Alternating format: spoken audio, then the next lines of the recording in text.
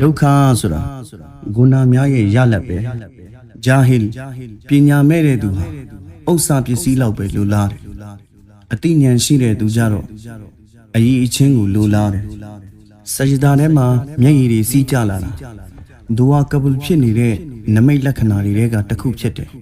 လူတစ်ယောက်ရဲ့နှလုံးသားထဲကထွက်လာတဲ့ဒူဝါရဲ့အစရပြင်းထန်မှုဟာမိုးကောင်းတွေတစ်ခုလုံးတုန်လှုပ်သွားပါတယ်ကောင်းမှုတွေလုပ်နေပါလျက်နဲ့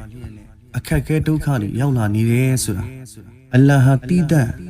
စမ်းသပ်လိုက်တဲ့စမ်းသပ်မှုတစ်ခုပဲအလ္လာဟ်ရှင်မြတ်ရဲ့တချို့သောအဆင့်မြင့်မားတဲ့ပုံကိုယ်တွေကိုအလ္လာဟ်စမ်းသပ်တော်မူတယ်ဆိုရင်စရာတောကတစ်ခုအပေါ်မှာမြို့သိပ်တီးခံခြင်းဟာ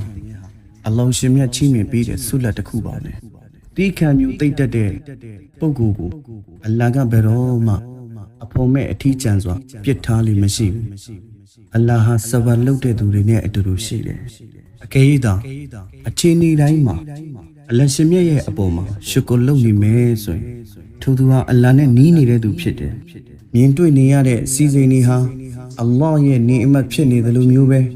မမြင်မတွေ့ရတဲ့တီးခံမျိုးသိမ့်မှုကလည်းအလ္လာဟ်ရဲ့နေအမတ်တစ်ခုဖြစ်ပါတယ်အကယ်၍သာဂုဏလုံးနေတဲ့အချိန်အလ္လာဟ်ရဲ့အကြောက်တရားဝင်လာခဲ့ပြီဆိုရင်သူ့ရဲ့အီမန်ဟာရှင်သန်နေပါတယ်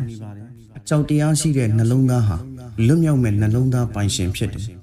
အချိန်ကြီးအခါကနေကီကောင်းမှုရဲ့အခွင့်အရေးရနေတယ်ဆိုတာအလ္လာဟ်ချစ်လို့ပေးတဲ့လက်ဆောင်ပဲ